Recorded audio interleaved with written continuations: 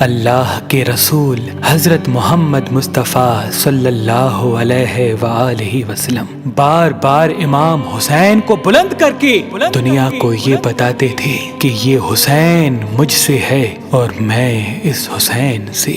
اے لوگو، اگر اس حسین پہ کوئی مشکل وقت آ جائے اور یہ تم سے مدد طلب کرے تو اس کا ساتھ دینا، کیونکہ یہ جنت کے جوانوں کا سردار ہے، میرا خون ہے، میری اولاد ہے۔ لیکن افسوس، ابھی رسول اللہ کی رحلت کو تھوڑا وقت ہی گزرا تھا کہ کربلا کے میدان میں ایک طرف 9 لاکھ کا مجمع تھا تو دوسری طرف وہ حسین جس کو اللہ کے رسول اپنے کندھوں پہ سوار کرتے تھے۔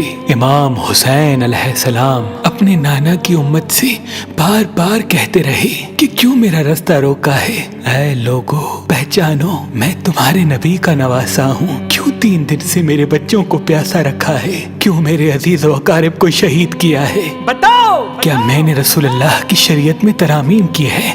کسی انسان کا حق کھایا ہے؟ کسی انسان پہ ظلم کیا ہے؟ اتنے میں فوج یزید ایک آواز میں کہنے لگی، اے حسین، ہم سب تجھے تیرے بابا علی کے بغض میں قتل کر رہے ہیں تاکہ یزید ہماری جھولیاں دولت سے بھر دے۔ امام حسین نے فرمایا، اے لوگو، آج جس اسلام کا علم تمہارے ہاتھوں میں بلند ہے، یہ علم میرے بابا علی نے بلند کیا، مت بھولنا۔ خیبر و خندق میں اگر علی نہ ہوتے تو اسلام کی فتح ناممکن تھی۔ وہ علی جس نے پوری زندگی اسلام کی تبلیغ کی، حق کو بلند کیا، رسول اللہ کی حفاظت کی، آج اس علی کو یہ اجر دے رہے ہو۔ اے لوگو، بتاؤ، اللہ کے رسول نے بار بار میرے بابا علی کا ہاتھ بلند کر کے فرمایا تھا کہ جہاں حق ہوگا وہاں علی ہوگا، جہاں علی ہوگا وہاں حق ہوگا، اور آج اس علی اور اولاد رسول کو یہ اجر دے رہے ہو۔ اتنے میں یزید کی فوج کے سپہ سالاروں نے دیکھا کہ کہیں فوج میں بغاوت نہ ہو جائے۔ اے شمر، کیا دیکھ رہے ہو؟ حملہ کرو۔ بس لاکھوں کی فوج نے جب رسول اللہ کے نواسے پہ حملہ کیا، امام حسین علیہ السلام نے اللہ کا نام لیا اور ذوالفقار کو نیام سے نکالا۔ تاریخ گواہ ہے، ایک طرف لاکھوں کا مجمع اور ایک طرف 3 دن کا بھوکا پیاسا حسین ابن علی۔ زمین پہ اس طرح کی جنگ پہلے کبھی نہیں دیکھی تھی کہ ایک تنہا انسان لاکھوں کے مجمع کو اس طرح سے فنار کر رہا ہے کہ فوج اشکیا واپس پلٹ کے بھاگنے لگی۔ امام حسین فوج یزید سے مخاطب ہو کے فرماتے ہیں، آؤ، 3 دن کے بھوکے کی جنگ دیکھو، 3 دن کے پیاسے کی جنگ دیکھو، رسول کے اس نواسے کی جنگ دیکھو، اس کی جنگ دیکھو جس کا جوان بھائی مارا گیا، جس کے جوان بیٹے کو نظروں کے سامنے قتل کیا گیا، جس نے اپنے ہی ہاتھوں سے اپنے بچے کی قبر بنائی۔ امام حسین شیر کی طرح فوج یزید سے لڑ رہے ہیں۔ اتنے میں آواز غائب آتی ہے، حسین، تیرا اللہ تجھ سے راضی ہوا۔ بس اس صدا کا سننا تھا، امام حسین علیہ السلام نے اپنی ذوالفقار کو تھام لیا۔ اتنی میں عمر بن سعد کہتا ہے، شمر، کیا دیکھ رہے ہو؟ یہ علی کا شیر ہے، اس کو مات دینا ناممکن ہے، جاؤ خیموں کو آگ لگا دو۔ بس کچھ ظالموں نے بیبیوں کے خیموں کو آگ لگا دی اور کچھ امام حسین کو دور سے تیر مارنے لگے۔ امام حسین کبھی بیبیوں کے خیموں کی طرف بڑھتے ہیں، کبھی فوج کی طرف جاتے ہیں۔ عمر بن سعد اور شمر نے فوج کو 4 حصوں میں تقسیم کر دیا اور یہ کہا کہ کوئی بھی حسین کے قریب نہ جائے، جس کے پاس جو چیز ہے وہ دور سے حسین کو مارے۔ جس کے پاس نیزہ تھا اس نے نیزہ مارا، جس کے پاس تیر تھے وہ تیر مارتا رہا، جس کے پاس برچیاں تھی وہ برچیاں مارنے لگا۔ تاریخ نے لکھا جس کے پاس مارنے کے لیے کچھ نہ تھا وہ کربلا کی گرم زمین سے مٹی اٹھا کے امام حسین کی طرف پھینکتا رہا۔ امام حسین کے جسم مبارک پہ ہزاروں زخم لگتے رہے،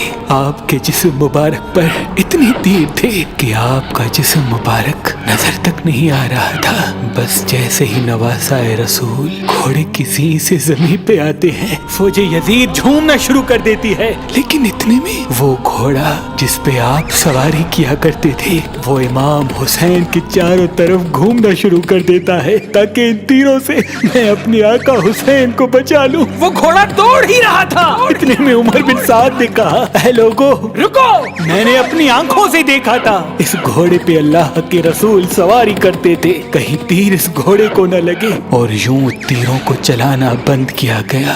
افسوس ہے ان لوگوں کو اس گھوڑے کا تو احترام معلوم تھا جس پہ رسول اللہ سواری کیا کرتے تھے، لیکن اس حسین کا احترام بھول چکے جن کو اپنے کندھوں پہ سوار کر کے امت کو دکھایا کرتے تھے۔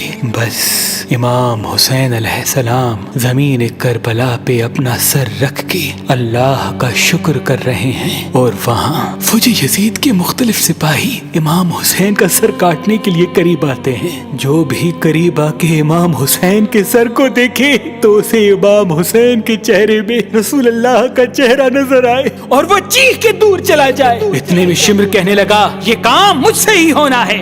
جیسے ہی شمر نے خنجر امام حسین کے گلے پہ رکھا تو وہ دیکھے امام حسین کے لب ہل رہے ہیں۔ اس نے سوچا ہم نے حسین کا پورا خاندان قتل کر دیا، 3 دن تک حسین کے بچوں کو پیاسا رکھا، شاید حسین ہمیں بد دعا دے رہے ہوں گے، سننے کے لیے کان قریب کرے تو کیا سنے۔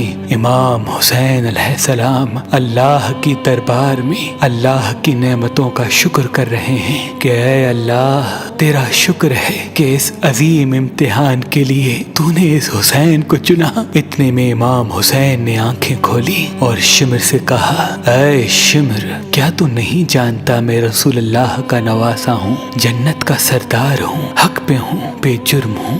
شمر نے کہا ہاں مجھے معلوم ہے، پھر آپ نے فرمایا تو کیوں قتل کر رہے ہو؟ شمر نے کہا تاکہ یزید میری جھولی دنیاوی دولت سے بھر دے۔ بس یہ کہتے کہتے شمر امام حسین کا گلا کاٹتا رہا اور فوج یزید مسلسل جھومتی رہی۔ امام حسین کے سر قلم ہونے کے بعد سادات کو لوٹا گیا۔ امام حسین کے سر مبارک کو نوکے سنا پہ بلند کر دیا، بی بی سکینہ کو تماچے مارنے لگے، رسول اللہ کی نواسیوں کے سروں سے چادر کو لوٹ لیا اور امام حسین کے جسم مبارک کی توہین کرنے لگے۔ تاریخ نے لکھا امام حسین کے جسم پر جو جو چیزیں تھیں ان کو لوٹنے لگے۔ اتنے میں ایک شخص امام حسین کے جسم کے قریب آیا۔ امام حسین کے ہاتھ میں ایک انگوٹھی پہنی تھی، اتارنے کی کوشش کی نہ اتری، وہ انگلی کاٹ کے انگوٹھی لے گیا۔ آپ کے جسم مبارک کو رسیوں سے باندھ کے کربلا کی گرم زمین پہ ادھر سے ادھر پھرایا گیا۔ اتنے میں عمر بن سعد نے کہا اے شمر حسین اور اس کے ساتھیوں کی لاش کا وہ حشر کرتے ہیں کہ رہتی دنیا تک کوئی بھی یزید کے خلاف آواز نہ اٹھائے، سب کے جسم سے سروں کو کاٹ لو اور سب کی لاشوں کو پامال کر دو۔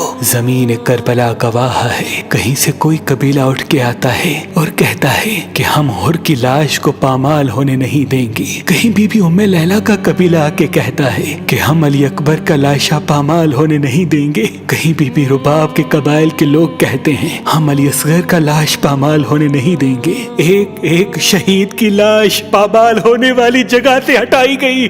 تاریخ گواہ ہے صرف رسول اللہ کا اکیلا نواسا کربلا کی گرم زمین پہ پڑا رہا اور مغرب کے گھوڑے مشرق کی طرف، مشرق کے گھوڑے مغرب کی طرف دوڑتے رہے۔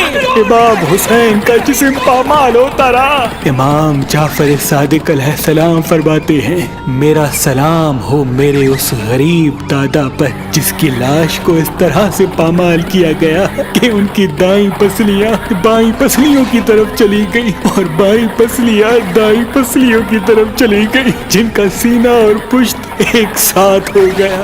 سلام ہو میرے اس بے وطن دادا حسین پر جن کے جسم مبارک کے ٹکڑوں کو زمین کربلا پہ بکھیرا گیا۔ سلام ہو، سلام ہو، سلام ہو۔